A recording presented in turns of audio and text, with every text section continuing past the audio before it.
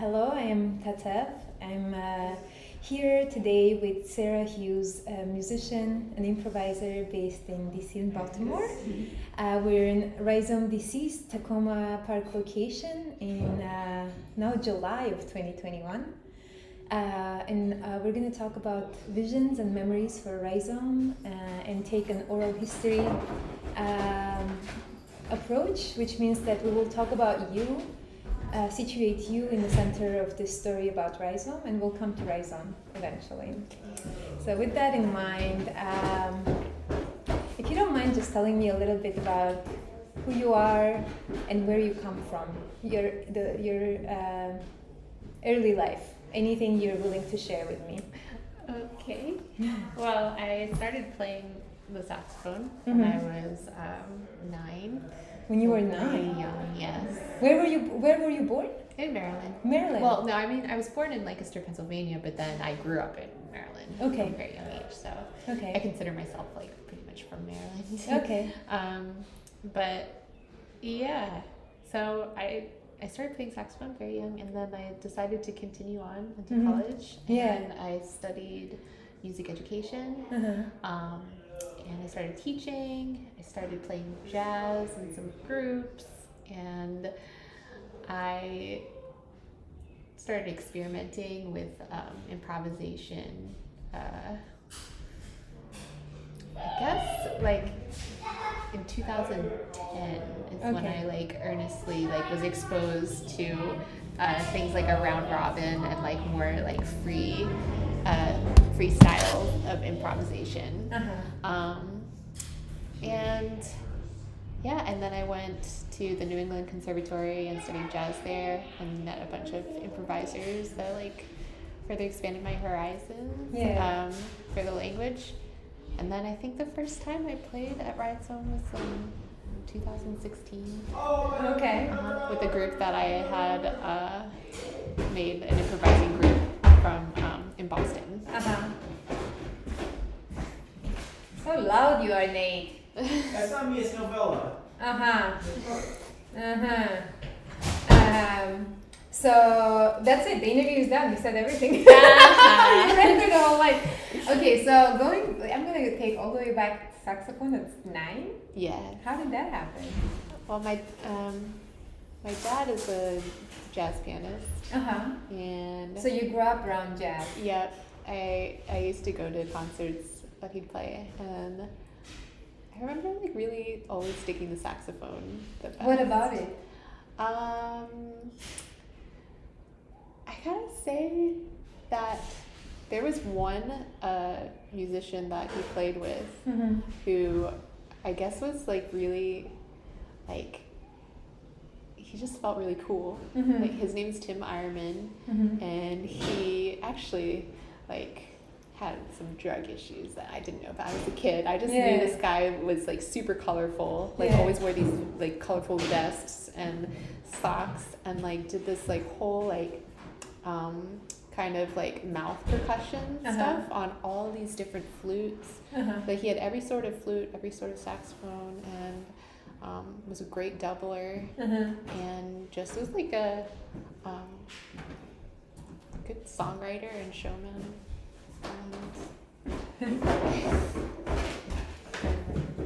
So I think I liked him, and I think that's why I ended up choosing the sax. How was it to learn saxophone at that age?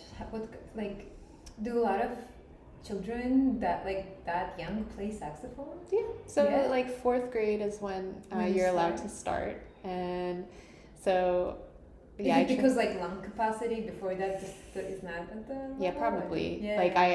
Like the saxophone would be kind of big for a 3rd grader. Just like how much your fingers can spread out, and then how much force you could have coming from your face. How did your friends at this time react to the fact that you were like playing saxophone? I'm sure you were the only one. I don't know about my concept of friendship at that age. I was very much a loner. Always have been. With a very like whimsical sense almost of other people. Yeah. Like they exist, but they're like they might as well be unicorns. Really? And that's how I feel. I feel like, you know, like a little bit distance, like a estrangement. But I do like, you know, like to observe. I like people watching and I take interest, but it's always like kind of once removed. Yeah. Friendship was always like an issue for me growing up. Interesting. Did you, when you were studying saxophone, I mean, saxophone is also pretty, were there other people who were also studying saxophone at your age that you met at all?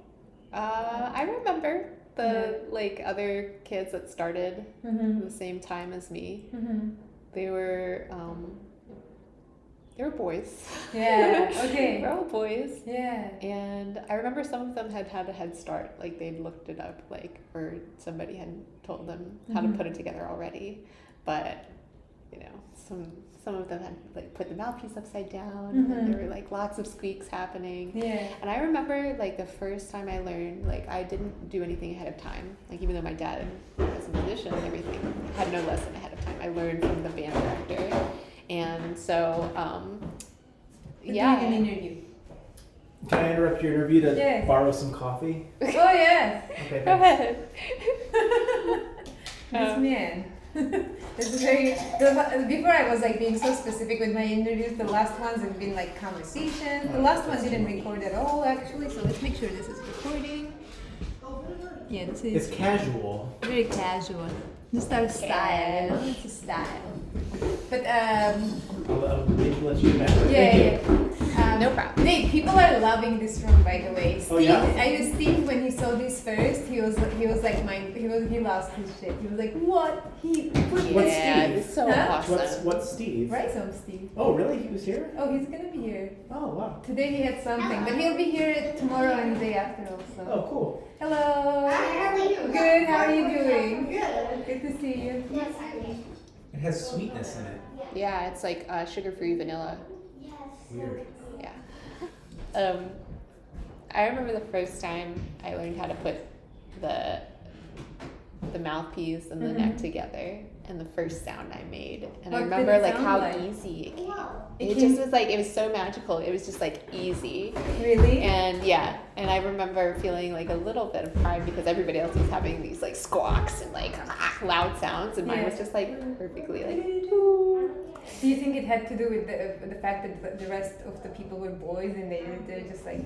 Oh, it's probably because I had watched saxophonists like from a very like young age. And tell me about that experience, and like not just in that age, but also just throughout your life, because yes, you don't see a lot of female saxophone players. Yeah.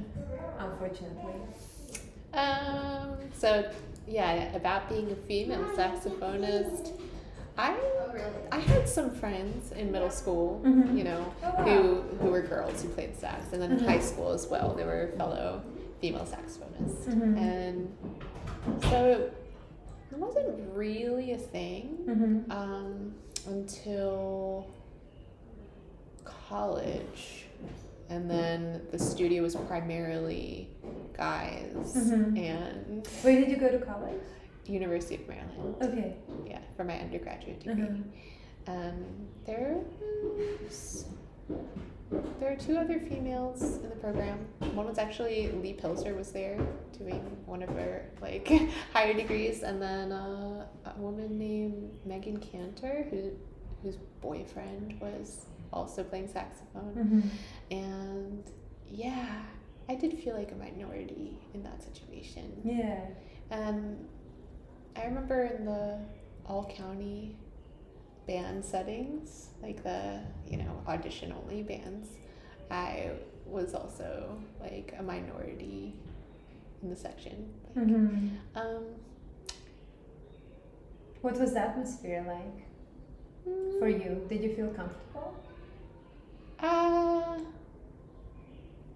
don't know. My relationship with males, with men, has always been like kind of interesting, because of the home dynamic with my father and me, and my brother and me, and my grandfather. And yeah, relating has been, it's a journey. It's constantly evolving, like figuring out how to work like with awareness. Like, for instance, I went to Philly for a gig with an all-male band that I play with from Baltimore. And, you know, there were these older men who approached me, even younger men too, who like wanted to give me their card, or just like, you know, were very welcoming, like hugs, but then it like, you know, could turn into like, do you want to get a drink? Or like, always. You know, and you know, you give me your card and then I have to like filter it, like, well, I mean, should I reach out, or is this just going to be disappointing, you know? So yeah. Do you think that dynamic translates the other way? What is your take on that? What do you mean? Like, do you think women put men in this kind of situations often? Maybe. Yeah. Maybe sometimes. Perhaps. Definitely not as much. Definitely not. Yeah.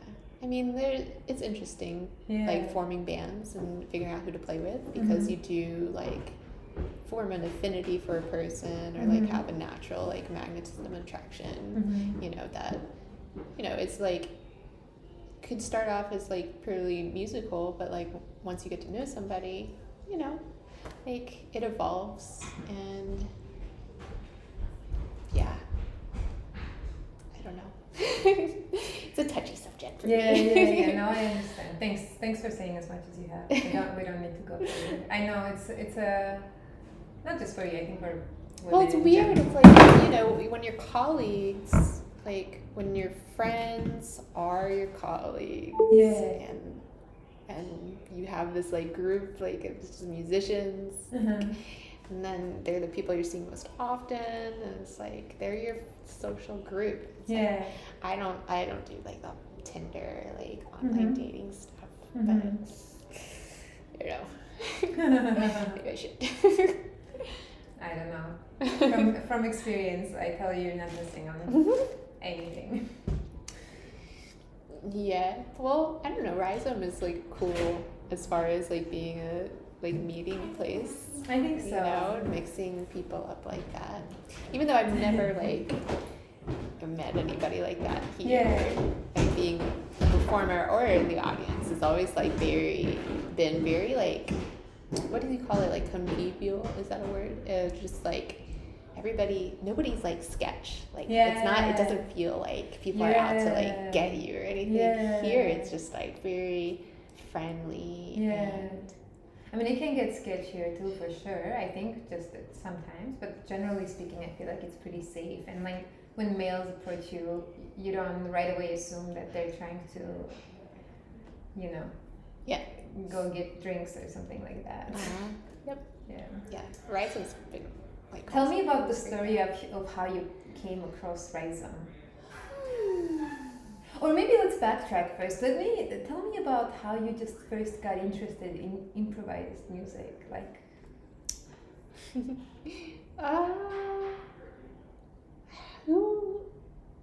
I guess thinking back, I think Tim Burns' group was the first like group I saw that was like under the category of jazz that was like really different, like these through composed like really like complex like angular like melodies, and the improvisation that was like not like bebop or like modern jazz language, that is like very much more emotive and like hardcore, like rock, like, you know, very powerful. And yeah, I really like that. And then through his group with Oscar Noriega, I had a friend who introduced me to this group called Endangered Blood with Oscar Noriega and Chris Speed and Trevor Dunn and Jim Black. And that group also, like, their melodies, like the heads that they use, they're like non-standard, very like colorful, and the improvisation, like Chris Speed's improvisation is just like another game, like the timbre of his saxophone and just like the rhythm and how they improvise together, like that was all a turn on. Like one of my first influences for the alto sax for jazz was Lee Koenitz, and so his work with like Lenny Tristano and the album Intuition, which was like one of the earliest recorded like free improvisation sessions. And this wasn't like it wasn't free jazz like Ornette Coleman. Like these were like very almost like classical, like lines, the intertwining, like freely improvised like that. Yeah. And I don't know, I started smoking weed more. Started like really like getting into all this stuff, and then. What age was this at? When was this happening? I started transcribing the Lenny Tristano stuff, like in my early 20s, like around 23, and then my ex-boyfriend Brad Lindy was working at the Atlas Performing Arts Center as a curator and a presenter, and so like I got to see all this live music from people like William Parker, like John Hollenbeck was there, like at some point like Mary Halverson came into the picture, and I was like, oh my god, I like tried to transcribe some of her compositions. What is her music like? I don't know. Oh, like her compositions are so like, they're so just, there's this density there, and like intricacy, like of the voices all kind of like fitting together like a jigsaw puzzle. Okay.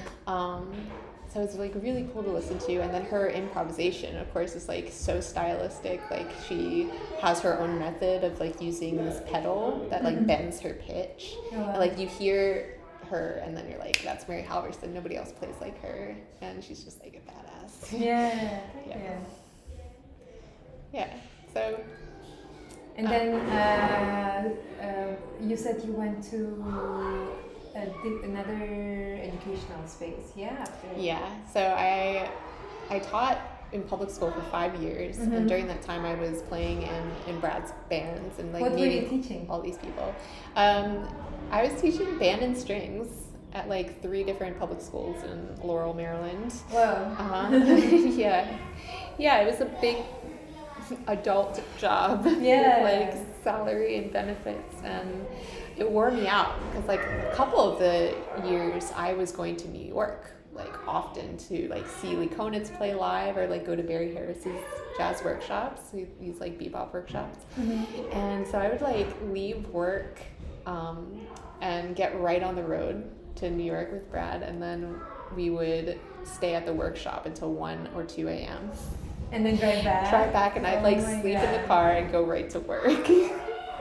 So that was like that for a little while, and it kind of like burnt me out for sure. Yeah. So I was like, well, I'm gonna get my master's degree, and so I went to New England Conservatory, and that was like on a lark. That was weird.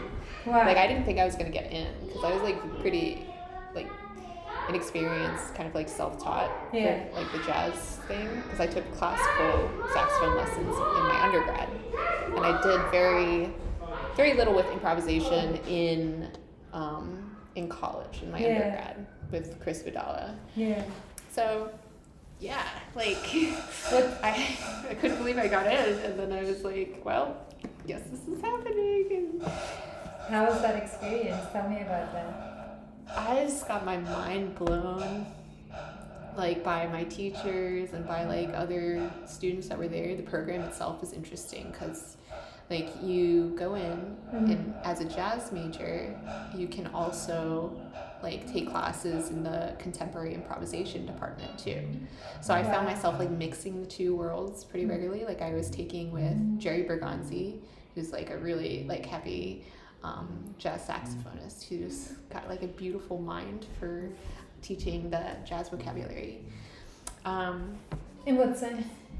Like he just can come up with these exercises like that you work on over jazz standards, and they like open you up. They just like help you to build your own like a vocabulary. Yeah. I mean, there was some transcription that you did. Yeah. You know, like the standard jazz way of like. But he was really like a proponent of forming your own language, and you know, within like the chords, like standard chords language. But yeah, so I was studying with him, but at the same time I was studying with Rand Blake, who's this almost like outsider art like pianist. Very like, he does a lot with film noir, and his sound of the piano is like dark. The darkest piano sound you ever heard. Dramatic, slow, like just I'll have to like, check that out. Yeah. Like it was so cool to study with him, and his approach was so different because like he had me singing. Like the first lessons were intense. He gave me these really long melodies to memorize and sing back to him, and at the time I like hadn't done anything like that. And it was hard. It was I had lots of anxiety while I was there, but I also like picked up a lot of skills. Like I was in ensembles where I learned how to transpose concert into alto pitch, like on the spot sight transposition, just because of the pressure.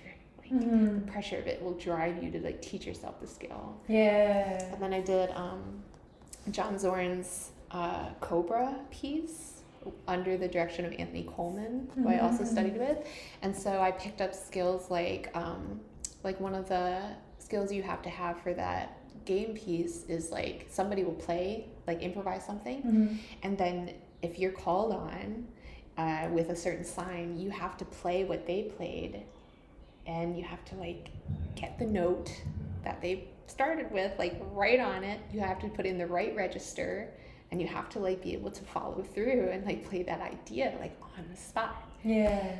Oh my gosh. Super challenging. Very challenging. But sounds also like such a good learning experience. It was. Like I came out of there like super strong with like really like much improved ears, even though like there were students there whose ears were like almost superhuman, right? Really? I was like in really good company. But was it a supportive environment in general? Yeah. That's great. I think so. Yeah, it wasn't like cutthroat conservatory environment, but it's like, you know, the amount of talent there can be like intimidating. You're like, sometimes what am I doing? Imposter syndrome is a thing for anyone and everywhere, basically, I think. Yeah, totally. Yeah, cool. And so you came out of this incredible training school. Were you performing during school also? Yeah. Yep. During the first part, I was still kind of like keeping ties in DC, but then my second year, I started playing with like a couple of my professors hired me. So like, yeah, I was playing with Ben Schwendener. We had a project and where I was playing his compositions, and we were improvising together, and he would bring me into this chant, like in a church, like really old, huge Boston church, like chants, and then we would do modal improvisation over the chanting, or with the chanting, and then Anthony Coleman, my other teacher, started writing pieces for myself and a drummer that was in my year, and so we performed that, and we did that in Brooklyn. We performed at a spot. Cool. And what is What is your connection to DC actually? Tell me that. You're saying you're still holding. Did you live here ever? I lived in College Park. Okay. During my undergraduate degree. Yeah. Yeah. And then when I moved back from Boston, I lived in Baltimore. Okay. But so what connects you to the music community here in DC? Because this is where I met you. Uh-huh. Tell me that story. That's a good question. I think like I made a lot of connections before I went to Boston through Brad, and then once I got the degree, because NEC is like prestigious school, like people started reaching out to me to like perform. I saw on the list, which I didn't remember, but Lead Bubbles, this group that I put together in Boston, like we went on tour. Oh, wow. Like in 2016, and this was one of the places that we played, and I think that might have been the first time I played here. And I don't know how I found out about the space. I don't remember. Okay. It might have just been like word of mouth, like people were like, hey, you gotta go to this place and check out like what they're doing. Yeah. And, yeah. And then you kind of like met the community of Rhizome folks here and stayed connected. Yeah. Oh, yeah. cool. But I had met like Nate Scheibel before I went to Boston, because one of my first free improv experiences was this round robin at the Union, the Loft at the Union Arts? Yeah, Union Arts Loft, and like Janelle and Anthony played that too, and yeah, I just remember like that whole scene was so cool. Yeah. And so, what about it? Just really wanted to play outside of like the jazz language, because I felt like my alto sound is more classically informed. I wanted to play more with like tone, and I just wanted to have everything be more expansive and like be able to like just feel deeper about things and not have it be so like cerebral and quick moving like jazz. And I like that the format of like you don't know what's going to happen, this like surprise element and the spontaneity of it, and just like mixing with people that otherwise you would never, you just like come up with shit on the spot. It's so cool. Yeah, that's cool. And this was before you went to, you said Union Arts, you kind of hung out, like joined this improvising group before you went to and then you reconnected with them when you came back to. I think I did reconnect with Nate somehow. I'm not sure. Yeah. And you're going to play tonight together, you and Nate? Yes. Yeah, cool. I remember when I came back, Luke Stewart had invited me to play this gig at a place on U Street. The Velvet, was it Velvet Lounge? I think so, yeah. Yeah, we played this duo gig, and I was like, wow. That was like, I think my first free improv gig when I came back, and it was with Luke, and it was just kind of like, whoa. Blew my mind a little bit. Why? When I was at NEC and I was playing free, I had like this little posse of people that it was like gentle, almost like gentle free music where, I don't know, it's like quiet, tentative. But then like with Luke, I felt like there was this like push, and I like a call to be more like, take more chances and be like more, forthright, loud. And so that was cool. That gave me an idea of like what kind of stuff was happening here. Cool. Okay, let's see. How do you said, so the first show maybe was this like improvising group that was touring, your group that you put together that played here. Do you remember what your first impression of Rhizome was? How was it playing in this house? It was I remember that show was really good. Like we had played in Baltimore at like a warehouse, like converted warehouse space. And then I think this was next, and it was like the audience was so like nice and like attentive and quiet, and just like that, the reverence in the space was like really special, and it was easy to play here because like you could hear pin drop. Like it was easy to play the kind of music we were doing, which was like this very like call it like a little eye music, very like understated sound, but like agitate, like a lot of like movement in these small sounds. And I feel like it just was right at home here. Like, do you think something about the space itself informed it? I mean, the acoustics are great, but also just like the simplicity of it, of like it's, you know, no bar, and no like, you know, you're not competing with another, like people who are trying to eat or like, it's just the respect that's given to sound.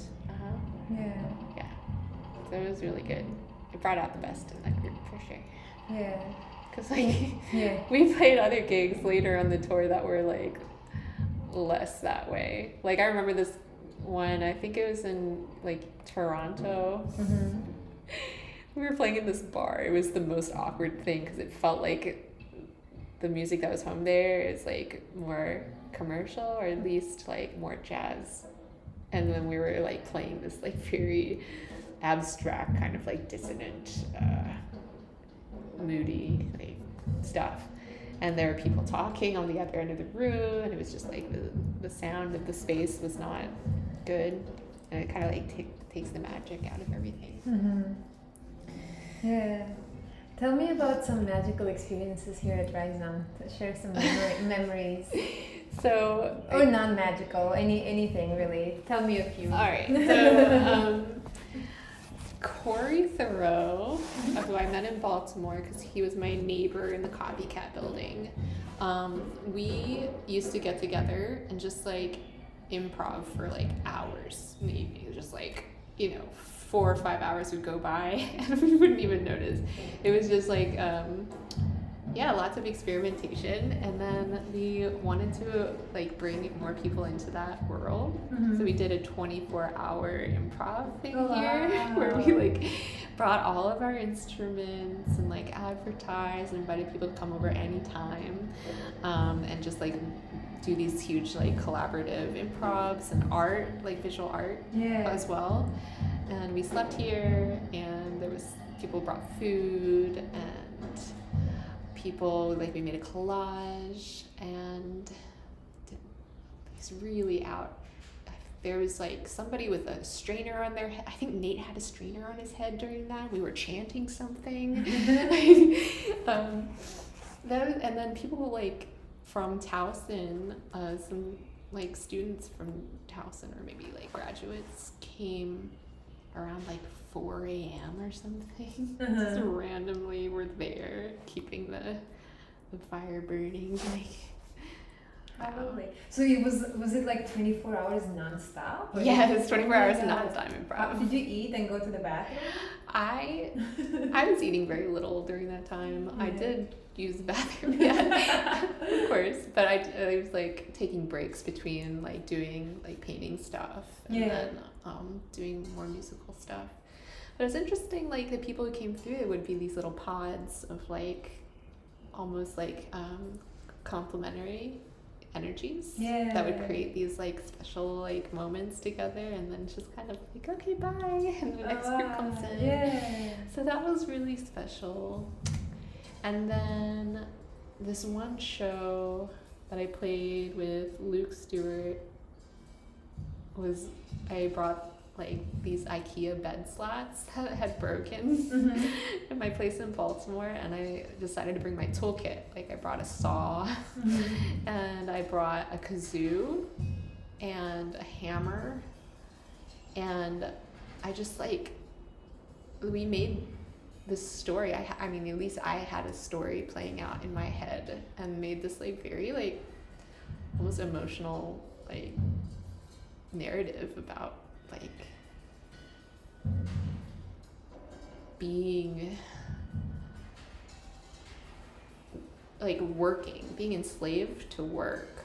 And like kind of my work was to like saw apart my bed, but at the end, like, you know, Luke is just so like, the whole thing was so brooding. And I also had my saxophone during that time, but like the climactic part of it was just like throwing the slats down and then just like laying on top of them and just like exhausted. And I remember like there were people who were really like following along. Like Corey was there and he was like, yeah, you got me. Like I was like, you know, tears were like coming out because he felt it. Yeah. And I thought that was just amazing because like making anybody, like inspiring them to have tears, especially like when it's this very avant-garde, like completely like improvised moments, but like having it be like being on such a plane with like another improviser to like create that experience like of catharsis or whatever is like always really special. And there have been so many like times with Nate. Tell me. Well, like Rhizome, definitely we played here when we were like really fresh, like hadn't played together that much. And we're birthday twins. Like we're both December 4th birthdays. Oh no! Yeah. That's cool. I have a birthday twin that I met here. He played yesterday, Spencer. Oh, yeah. Cool. What's your birthday? January 15th. Oh. So Capricorn. Yeah. What does that mean? Well, you're a Capricorn? Yes. It means that you, in my experience, Capricorns have seen a lot already. Like you talked to them about some of like your experiences, like hardship wise, and they're like, oh yeah, I like, you know, and they've like figured out something, like how to deal with it. At least but there must be something. So because my like closest group of friends like is 80% Capricorn. Oh. Yes. We all have birthdays right next to each other. Cool. Yeah. Lucky. Capricorns are awesome. Yeah. But yeah, so are Sagittarius, and like we, I don't know, there's just like this super cool like fiery energy that I felt like we like really tapped into a lot of cool stuff. And when it started branching out from just like sax sounds and going into doing stuff with voice and just like getting really dance like physical like kinetic energy. Yeah. It's cool. That's it. That's your partner. Nate. Yeah. That's cool. Let me think. I'm like envisioning my plan of like the kind of things that I could see. How do you think a space like Rhizome, where you had this like very different experiences and kind of all sorts of like experiments with experimentation, how does that fit in the larger DMV kind of music scene? There's not enough. Like for me, I just haven't like gotten into the space. If they exist, like where it feels like a home like environment like this, where it's just the restroom. Just on your left. Thank you very much. Sorry. No worries. Yeah, I think it's really important, and there needs to be like more. Definitely more spaces like Rhizome.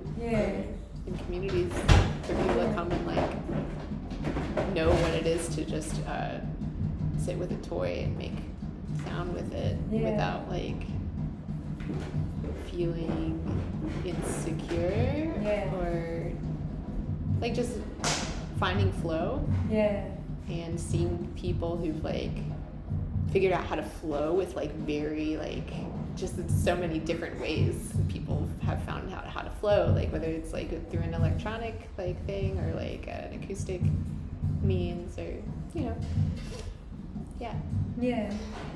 Well, why do you think there is such shortage? What is like, is it financial or is it like, because I do think it's so wonderful and there should be more exactly for those exact reasons, but I'm just surprised that there's so few, and the few remaining, they keep having to reconfigure themselves, you know? Yeah. I think it's hard for artists to, like, it's almost like Rhizome is like spoiling because, like, as an artist doing commercial things, like things that are like within the scope of genre, and like your music is serving a purpose of like entertainment, that's how you usually make money. That's how you make your living, right? And I think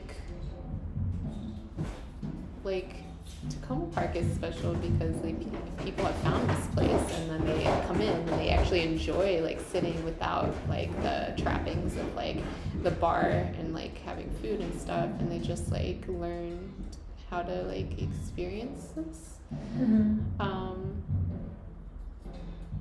Like you just have to like experience it first, otherwise you don't know what it is, right? Yeah. So there are a lot of people that just probably haven't been exposed to it, and that's why it doesn't exist in more places. How do you see yourself as a part of this community? Maybe just like how has it influenced you or changed you? How have you influenced this space? I think like I went through a lot of personal like trauma and anxiety, like that started in Boston, that like kind of lasted throughout my time here. It was like really bad. And so a lot of the art that I made here was kind of informed by what I was going through. And sometimes it was torturous. Like I feel like when I was playing here, it was like a confessional almost, where I was like felt like people are just seeing right through me. How were you comfortable doing that here? Sometimes. Like I mean comfortable, yeah. Like there were always accepting people here. But I mean, depending on the level of the kind of personal stuff you share, right. I understand that. It got to be challenging because I also witnessed like some really amazing, like lots of really amazing artists here, and the way that they function. At the time I was just dealing with these like personality issues that were like, because of the PTSD I was having, it was like everything was self-centric, and I couldn't seem to like get outside of that. I couldn't seem to like liberate myself. And so I felt like really self-conscious because like all these people are coming through who are just so liberated and so like, able to exist. Like free of this feeling of stigma that I had learned to like kind of take on or like embody. So was improvising and playing music a sort of like a tool for that kind of personal liberation for you? That was what I was striving for. Okay. Right? But it was difficult. Yes. As life sometimes is. Right. Yes. Yeah. Like the nature of thoughts and like the energy that you're creating. Like I just know that I created some very highly anxious music here sometimes. Right. And I mean, it's amazing that this place is so flexible and so welcoming.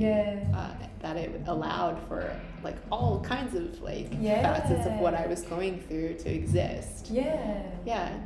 I think like part of it, this whole like lived experience, the fact that it can be things might be going on, and I think this whole like concept of like a perfection is so flawed, and it can be so debilitating.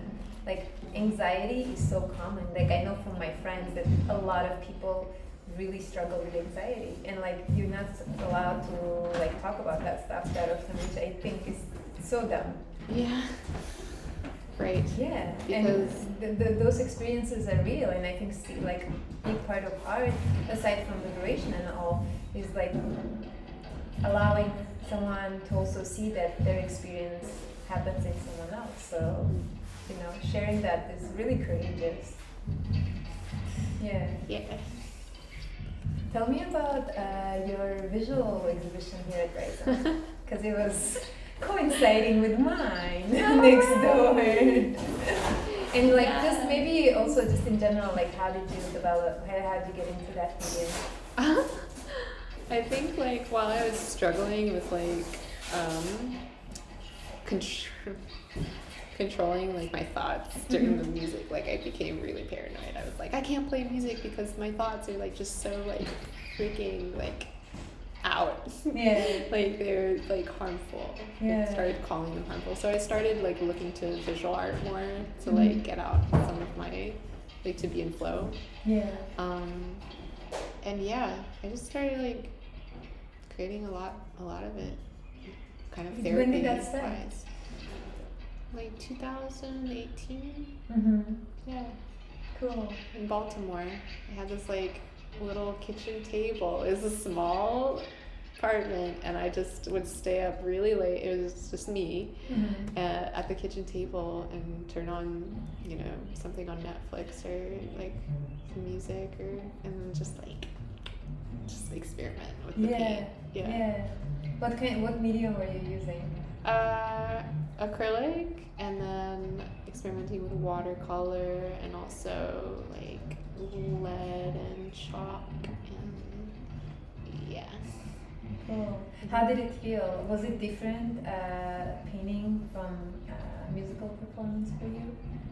Like feeling wise? Yeah. I mean, it was just like private. I mean, it was like the similar flow of like thought is going on, but it's not public, right? So it's kind of like safety zone. Yeah.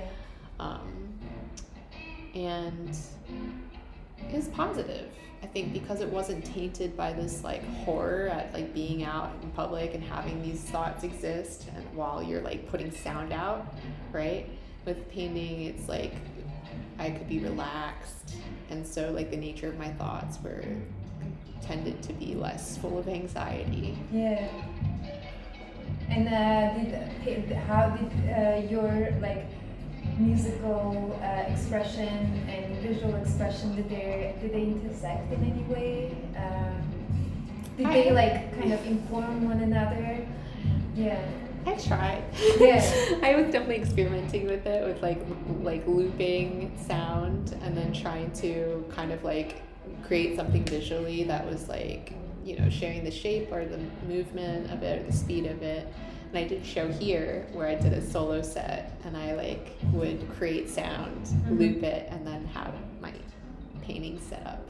And then it's hung up down in the kitchen. Yeah. That was my first time doing it, and it was hard.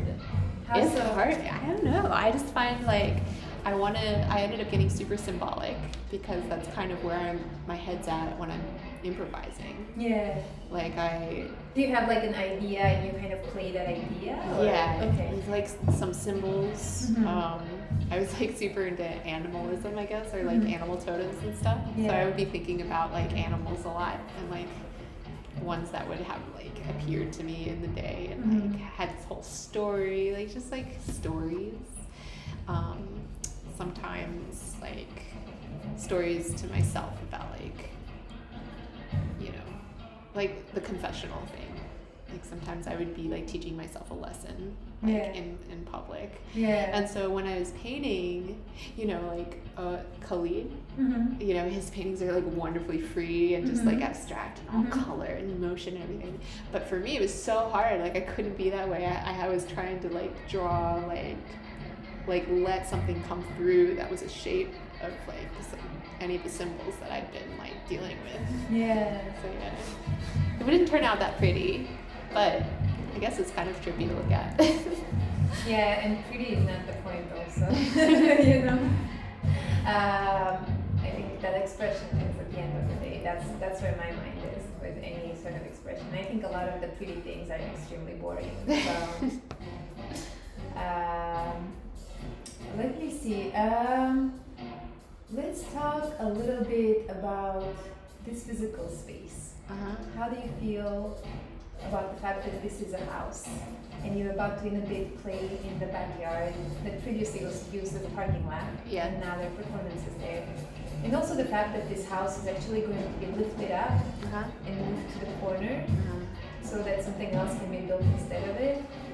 I think like if you're into like metaphors and things, it's definitely, we could draw some metaphors there. Yeah.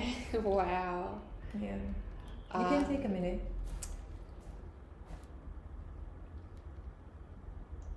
I mean, I just love it. Like the space is not, I mean, it's so special, and it has like housed like this list that is on the wall right now. All these people have come through, and just the space of like the performance space downstairs like holds their like this majesty. Like when I play here, like the best, most sensitive part of me comes out, because I'm connecting with like who I've been, but I'm connecting with like everybody like who I've seen here. Yeah, it's a very spirited house. I keep saying this. Yeah. But also just like the way that it's kept empty like this, and like artists are welcome to come and just like mold the space. It's not like precious, you know, like museum spaces are like so like precious, but like I'm looking at like, you know, how just I like the casual nature of it. Yeah, Like that's really endearing. yeah, Puts you at ease and makes you more free. yeah. So the fact that it is going to be lifted, I drew a few like things for this booklet. It's kind of that's my vision of the little purple house. How it's going to be sort of like flying away. Wow. Tell me about that image. What kind of feelings does that invoke in you about this house? Or just like, you know. It seems really surreal that it's possible, first of all. But like, right? Also, this drawing it kind of reminds me of a jellyfish. Like I've been seeing it. I love jellyfish. Yeah. And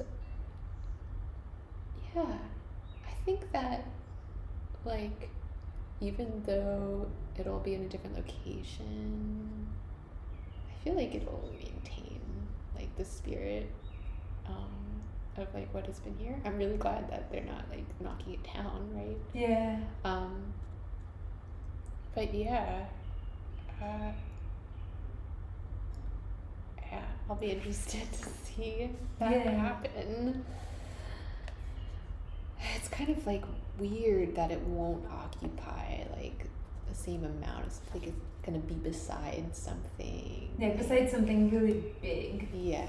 And they'll probably change it to match the rest of the buildings, color-wise or some shit, who knows.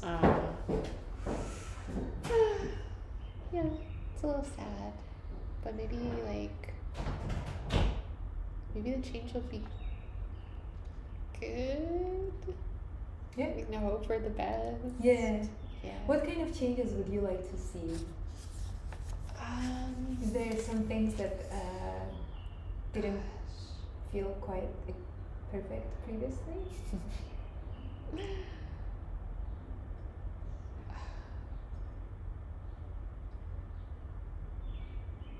No, I think it's like, aside from my personal drama that I've lived out here, that I'm like, you know, kind of like relieved that there's going to be like a change, like, you know, like maybe, I don't know if other people have also like gone through similar things. I have, I can tell you that. I've had all sorts of feelings in this house. Yeah. Yeah.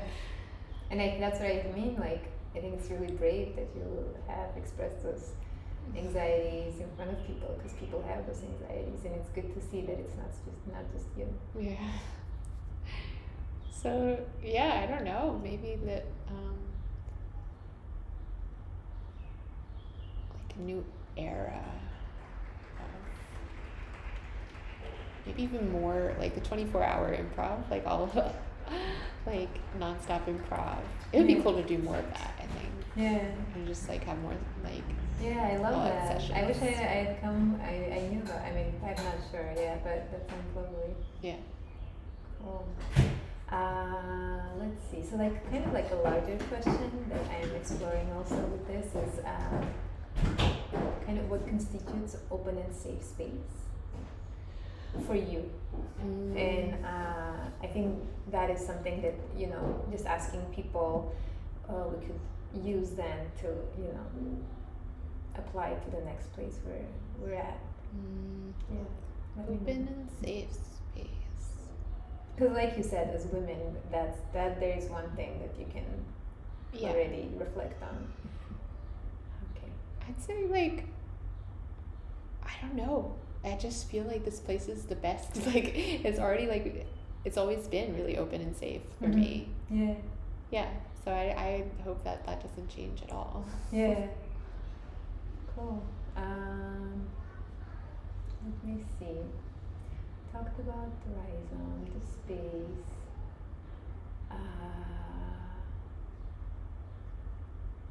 What is there something I didn't ask that you'd like to reflect on? I don't think so.